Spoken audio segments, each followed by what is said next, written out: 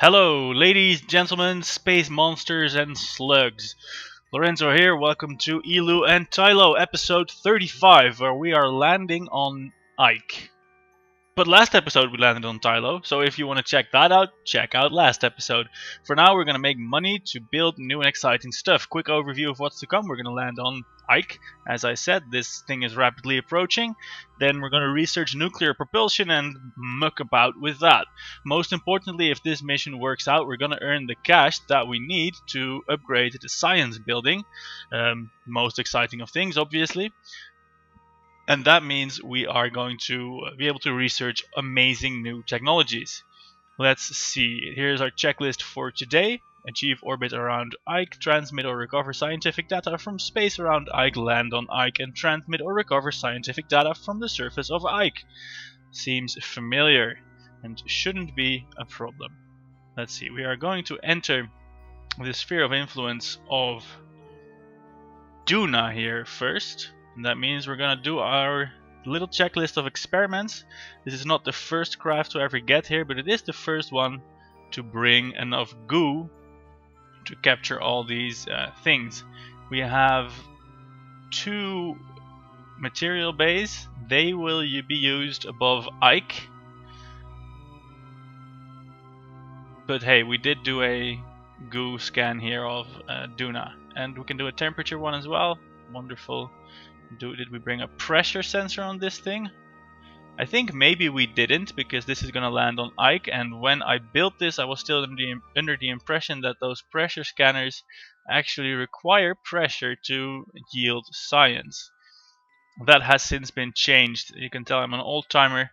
I didn't know that, so we're missing some science there. Doesn't matter though, we're gonna unlock more instruments to come, and well, there will be science on future missions. For now though, let's fast forward to whatever is going to happen in the future, which is an Ike encounter. I don't know why I was being all mysterious about that. I'm careful with the time warp. We're very hyperbolic here. That means that things happen a lot faster as you get closer to the primary, and the primary is the sun, so I'm making not a lot of sense.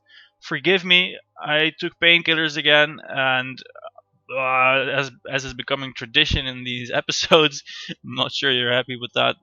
I stuck a toothpick in my wound hole, and it came out all black and goopy, and I wasn't happy with that. So I decided to step up my game with the peroxide flushing and do that every 1 or 2 hours. So yay! Everything is not quite peachy here yet, but well, that at least gives me lots of time to perform slightly drugged up YouTube videos. So, to make of that what you will, please. We are now going to party around Ike. And we are only just crossing its sphere of influence. I could have probably tweaked that better. But then again, we just get to do a massive burn here. Oh, that's not even into orbit yet. Yeah, that is. We're going to establish orbit first, as we are wont to do, and then try and land on a sunlit bit of Ike, of course. Ike is rocky and mountainous, so I'm not going to take any chances with the altitude. I am going to do a lot of science. Let's do mystery goo science. Transmit that home. Only 15 points for transmission. That's not a lot, but then again, this is just not ever going to get home again. Time to face that.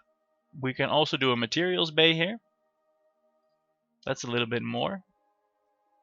And of course we can repeat the thermometer scan, which is over here. Cool. Measuring the thermometer readings. The temperature of space is still impossible even around Ike. Good to know though, good to know. We have our readings and we need to wait 3 more minutes before performing this kilometer per second burn, which shouldn't be a problem delta V wise. We have lots of fuel left in our tanks. Now it's 40 seconds until the node, and it isn't very demanding here performance. Oh, look at that, we're like right in the middle between Duna there and Ike there. That's nice. I was gonna say it doesn't really matter how exactly we perform this burn, because we just want to go to Ike. We don't have a specific target in mind, so let's just punch it and roughly count off a kilometer per second. That will take a few seconds, which I will spare you. See you after this burn. And of course I didn't want to keep stage separation from you, one of the most exciting parts of any mission. 1, 2, 3, there we go, boom! See you, stupid rocket. We're going it solo. Yeah. There we are, burn completed. Periapsis of 100 kilometers, let's warp there. And then establish a node to do a landing, because the sunlit side will be that side. Yes. Stop time warp, please. Ooh, that's a little bit excessive. That's a good spot for a periapsis. Let's put it at... yeah, 15 kilometers seems safe. Although I have once lost a probe around Ike by underestimating its mountain. So let's go for 20 kilometers and not any lower. Possibly we're incurring a slightly lengthy landing, but I'm willing to incur that risk. We're still in space high over Ike, so 100 kilometers is the threshold approximately. Now let's try and be a little bit more accurate with this burn. Oh, failed because I'm too gung-ho on the time warp. We need to take away 110 meters per second. Thereabouts. Still no RCS on this probe, of course, so I need the rocket for steering control. But here we go, this is probably close enough. Periapsis of 38, that's actually not close enough. So the rocket is spinning. I'm just going to wait until it aligns with the retrograde vector again. I'm doing wonderfully. Seat of the pants flying here. I just don't really care for Ike. I don't like it. It's like Tylo's smaller brother. It has a low amount, a feeble amount of gravity even. Not as little as Minmus, but it's not far off. And it's just no fun. Let's see, warping to the periapsis here. But hey, we got contracted to land there. We have 2 check marks already. Oh hey, we got 10-second stability check mark on the ore contract as well. I think that's a little bit overzealous. This stability is not going to count for that, I'm afraid. Alright, we're at 24 kilometers. This seems to be as good a place as any to do a landing, but let's first do some science. Space near Ike, wonderful. Transmit that home. Transmit this one home as well. All these dozens of science points, they will add up and provide us with, in total, a lot of science, which is good. Wonderful. Alright, now the plan is to use as much of this stage as we can during landing. I think we could do a full landing on this stage, but of course the landing legs are on the nice small pocket-sized lander, and I do want to use those. Now I don't know why I put all these goo canisters on here. I think I reasoned I might... oh yeah, I was expecting to enter into orbit of Duna as well, and then I'd have one here for Duna, another one here for Duna, also probably for solar space, but those got done by someone else. Is there anything to gain from doing this again? No. I could perform it and then leave this in space, but that's over conservative. No one is ever gonna come get this. Alright, we are now starting our relatively long descent. Oh, here's the ground coming up. And I have difficulty telling how high this is. Now what I don't want to do is to descend right onto the surface and then separate this, because then I'll have trouble controlling it. What I want to do is, yeah, let's do it a little bit fancy. I want to descend right to the surface, then take off a little bit again, and then separate off this lander. Yeah, that seems like a nice over-engineered solution to a simple problem. Why the hell not? Alright. We are getting close to the surface. Alright, I'm not going to do the bouncing plan, but I am going to do the hovering plan. The hovering plan is basically just this. We are now sort of hovering. I will cut the engines and I will separate the lander which has its own engines, and let's get some lateral velocity, go away from the booster stage there. We pretty much ditched all our fuel, so now we're just gonna wait and land, and we can probably use that stage as an altitude indicator, because we're pretty much straight over it, and that's gonna come down at some point, because our altitude here will reach 70 kilometers. That's gonna disappear at 1.7, so that means we're now approximately 5 kilometers up. So if we use 2 kilometers as a ground level, we should be sort of alright. Or not, because the ground does appear to be rising up to meet us relatively quickly. Let's burn some fuel just to be on the safe side of things. I'm really not seeing how this is going to get down to 2 before the ground meets us. But oh well, doesn't matter, we have all the rocket fuel in the world. Duna is an easy place to reach, and Ike is an easy place to land. So yeah, we have all the fuel we ever would have wanted. Oh, here you can see the painkillers at work. My altitude readout was at 7, and the distance from the probe was at more or less 2 when it crashed. So I concluded the ground level was at 2, whereas of course the ground level was 2 below me, which is 5, which is where we're at now. Oh well, great thing I didn't try a suicide burn for 5 kilometers altitude, right? Oh god, oh god, oh god, don't fall over. Don't fall over. Alright, we'll have to try that landing again. Oh god, oh god, oh god. Alright, just put your feet down. Tiny gyroscope, do your thing. Yes, hurrah. A little bit wonky landing, but there we are, landed on Ike. And now we just have to transmit and recover the science data from this wonderful surface. Let's do the materials bay. Boom, 70 points. Ike's midlands, even Ike's got biomes. I think everything's got biomes now. That tremendously increases the science potential of pretty much all celestial bodies. That's nice. That's nice. It means there is actually something to be gained from sending a crew somewhere. I mean, we can do the EVA reporting Kerbal anywhere now. That's good. Alright, we did our cash cow missions. Let's do the thermometer, wherever that's at. Not enough electric charge. Are you telling me these solar panels are not getting anything? Blocked by Duna. Wait a second. Are we in eclipse mode? Oh god, we're in an eclipse. Will we always be in an eclipse? Because we will always be facing Duna. No, we won't. Look, there's the sun. Haha! Blocked by Duna, can you believe that? This is a good view.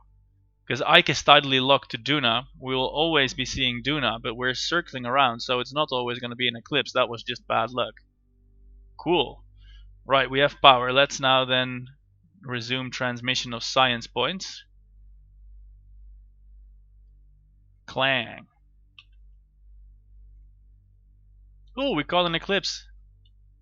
That was spectacular for some people. I'm a little bit underwhelmed. But we have a functional probe here.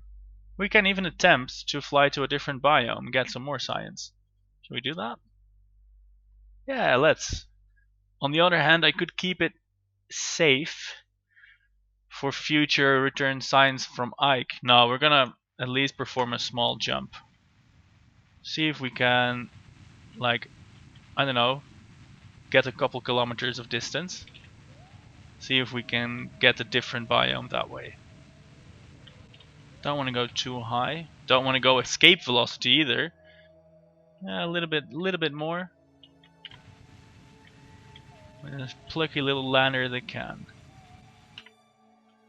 Yeah, that's way different location. course, I'll only be able to get the thermometer reading, so maybe it's not quite worth it, but, you know, exploration and stuff. We'll have samples of 2 different locations. Now, I wonder why NASA never uses probes like this. Oh, I know, it's really dangerous. Can you imagine just landing a Pathfinder on Mars or something and then having it jet about on rockets? Actually, I can imagine it, and it would be awesome. Yeah, let's try and land here. 2 landings for the price of 1. It's only 5 million billion credits now. Or whatever. Actually, this mission was really cheap. It's because Duna is so close and we didn't need any expensive heat shields or parachutes or stuff like that. What's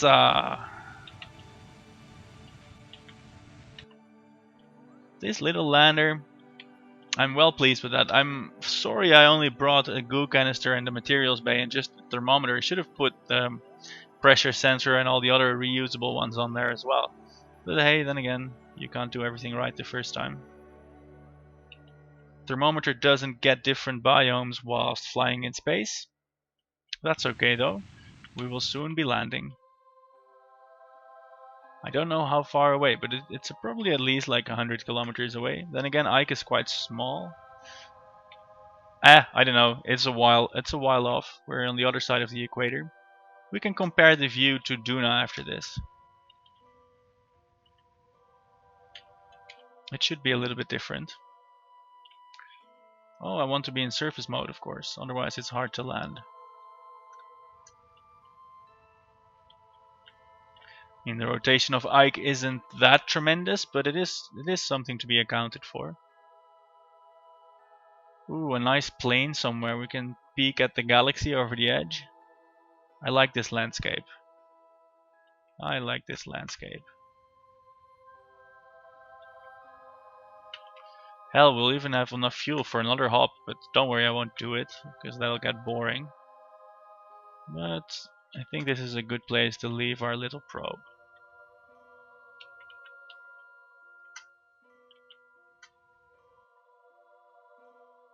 Yeah, there we are. Oh, that landing was a little bit too rough. Alright, 3 landings for the price of 1. Man, those small landing legs are finicky. It's better to have a wide landing base. And a stronger gyroscope and an RCS system. I've fallen in love with the trick of firing your RCS jets downward to lock yourself into place after landing. That's worked out really well on Duna and on the moon. But no such luxury on this tiny bare bones craft. Fortunately, it is nimble enough so that it can just take off again and then land. No such thing on Tylo. With landing on Tylo, where you're gonna come down, that's where you're gonna come down. There's no way there's gonna be fuel for relocations. That's incidentally why I'm trying to design my Tylo landers with wheels, so they can drive a few clicks if they have to.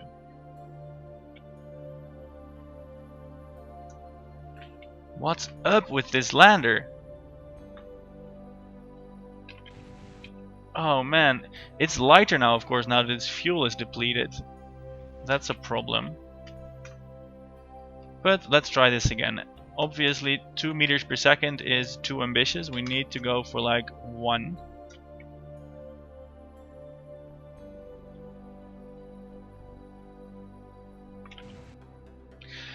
I can't do this forever. Just come down on 2 legs, give it a bit of thrust, and then somersault further away. This is getting more and more precarious.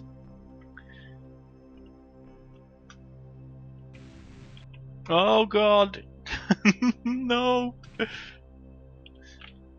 Oh, it's spinning so much. How did I get in? How did I get wound up in this? What the hell is going on? It's a sinister plot, I'm sure. Come on! I have completely lost control of this probe. Alright, meeting the indicator.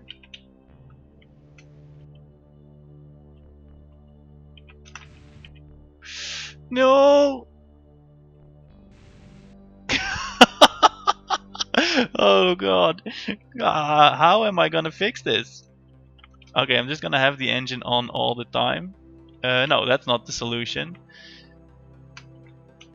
Alright. Alright. 3 meters per second. Right on target.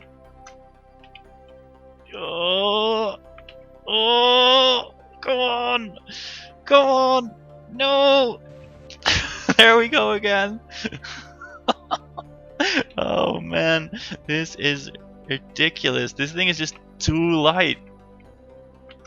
Alright, a little bit of thrust. Just a dab.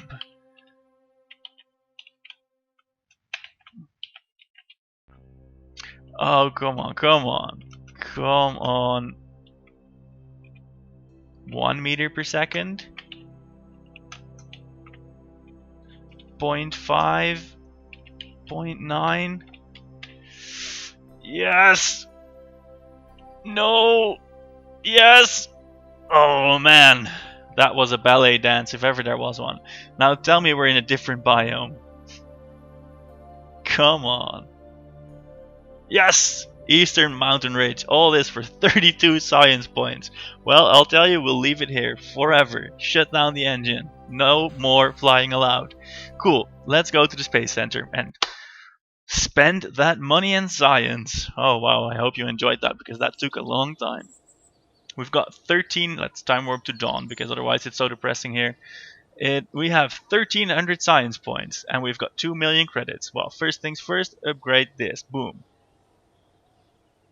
Whoa, that's a big thing. Let's gloat over these check marks. Hurrah, hurrah, hurrah. Let's see if we can utilize any of our things. Varia VIP. To orbit around Kerbin? Hell no. Come on, we're not even going to consider that. That's an insult. Visual surveys of Ike. Crew report. Crew's not going to go to Ike. Screw that. Atmospheric scans on Joule. Warning, this is a survey of a gas giant. Plan accordingly. Cool. We can send probes. Wait, is this in a specific zone? Cool. This is rough. We're not gonna do that. Position a satellite in a polar orbit of Duna. No, we're not gonna do that. A new surface outpost on Ike. 5 Kerbals. No, we're not gonna do that. What? We're getting new things all the time? Then there's no point in declining them. Rescue Landlorf. Landlorf. Expires in 5 hours. But if we grab it, we get 4 years. Don't want to consider that now. Temperature scans of Vol. I like the money. I don't like the specific requirements. For this, we need launch facilities on Tylo, because then we're close to Vol. Science data from space around Vol. That's galling because we had that already. We have a ship in orbit of Tylo, but then again, that has no fuel left. So there is definitely a market for a movable satellite in the Joule system. I might actually whip that up to just send there and to be able to explore the different moons. A Delta V probe of Vol. Of Joule. Yeah, keep that in mind. Orbital station around Minmes. No. Explore BOP. This BOP is a thing around Joule. And we're getting immense amounts of prestige and money for this. I'm gonna accept this and the Vol thing. No, not the Vol thing. I'm gonna accept the BOP thing and make a... No, this will remain forever, so I'm not gonna accept it yet. We're just gonna make the probe for Joule and send it there. Gilly, not gonna do that immediately. I mean, this is around Eve, this is the wrong target. 5 tourists want to go to Minmus. Suborbital spaceflight on the sun? He wants to land on Minmus and then do a sun dive? Oh my god. And landing on Duna. Holy shit. These guys are nuts. Fly by Eve, land on Duna, sun dive, orbit Jool, atmospheric flight on Eve, fly by Ike and Vol. Holy shit, it is the most money ever. But it is a lot of delta V. It's too much delta V. We're gonna need fusion drives or torch drives or something like that to make this viable, and a big wing to crash into the Eve and then just take off again. Holy shit, this is a challenge. But we're not gonna do that yet. We're not gonna do that yet. So no, we cannot use our new science landers. That has been established. We can start working on this though. Just cleaning out our contract backlog. That's a nice thing to do, I think. Let's see, when is our... Ooh, we have upgrades. Let's buy some science points. No, we're buying points for actual science. No, let's not do that. Let's spend some points here, I meant. Jesus. Almost cleaned out my science bank.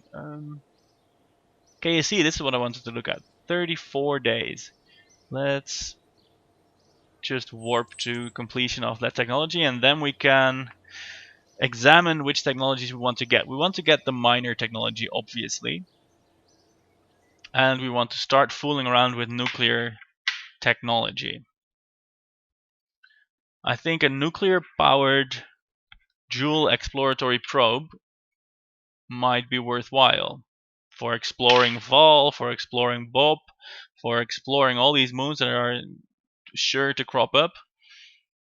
A Jool Tech probe. Yes. Yes, I'm feeling that. For that we want a transfer window to Jool as quickly as possible. We want it soon, and we want it to be fast. This is actually okay. This will take 900 days, although we can also do it in 500 days. And that will be a kilometer per second more.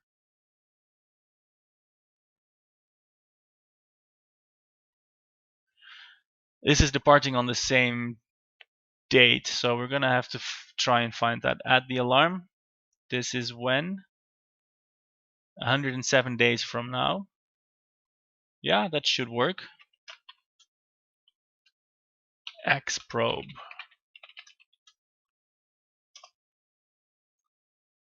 That way we can cash in on our technology research. Yes. All right, now then I will design that for probably the next episode, along with, let's see, maybe we gotta launch a few things. We also gotta build a few things. We gotta launch a crew thing to Eeloo. We're gonna launch the X probe to Jool, and we might send a base lander to Jool as well for Tylo, but that may not fit in the budget. So we might first send a base thing to Eeloo because there's already a base module en route there. But first things first, we now have a massive science and research facility. Let's see what we can get with that. Let's get the advanced science tech. Let's get the drill-o-matic mining excavator just so we can start mining stuff. And of course the GraphMax thing is really nice. More science. We need this. Boom, click, clickety click. Experimental science. We already saw that. This will probably take forever. Doesn't matter though, we don't need it right away. Something else we might want. Very heavy rocketry. Bigger engines.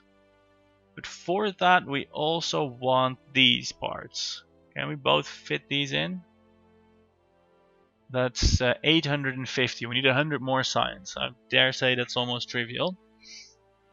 After we get this though. So yes, we want this, but without the bigger tanks, they're a little bit useless because they won't nicely fit. Is there anything else we need more? Yeah, the proper size docking port. Definitely. Click. Done. No more discussion about that. Separatrons are nice, but I have learned to live without them. We can skip this for a while. Actuators. It's probably essential. Oh, the grabbing unit. That means we can end the surprise story. Yeah, get it. Supersonic flight. This is nice to play with, but won't really further our program at this point. This is neat. A larger fairing. The Mark III cockpit. Passenger ports. Cargo base could be nice. Not yet though. Heavy landing. We're not into planes so much. This is really nice. This will give a probe SAS functionality. Yeah, let's get that. That will make life so much easier. Extra command modules. We have lots of stuff that Kerbals can live in. This is neat, but not essential. Precision engineering will give us explosives, rocket part cans for extraplanetary launch pads and stuff. This is nice. Struts. This is very nice, but not essential. Better solar panels. A thermal control system, radiators will be nice once we start building these nuclear drives. Yeah, let's get this with the last science credits. Whoa, a whole new tier of technology will be unlocked in, well, let's say 80 days, and then the drilling and stuff will happen lots of time later. That's so long, that's about a year. Holy moly. So we're not getting that extra science quite immediately yet. Alright, I know what I've got to do. I've got to design a dual probe. I've got to design a base lander for Eeloo without ever having seen Eeloo, because our first probes will get there in a year and 230 days. And the first probe that we've sent will get there in 3 years and 125 days, so it's been overtaken by 2 years. That's nice. That's a quirk of orbital mechanics and sloppy rocket engineering. So yeah, onwards to victory and vengeance. Not quite into the base building game yet, but we are definitely getting there. I'm Lorenzo, thank you for watching. Next episode we'll see the launch of some new hardware, and if we get around to it, the addition to our lunar base, which now currently consists only of one module, but with the nuclear drives that are currently available, we should be able to relatively easily put heavy stuff far away. And with that, I'm going to leave you. Take care, have a nice day, and see you around for the next episode. Thank you.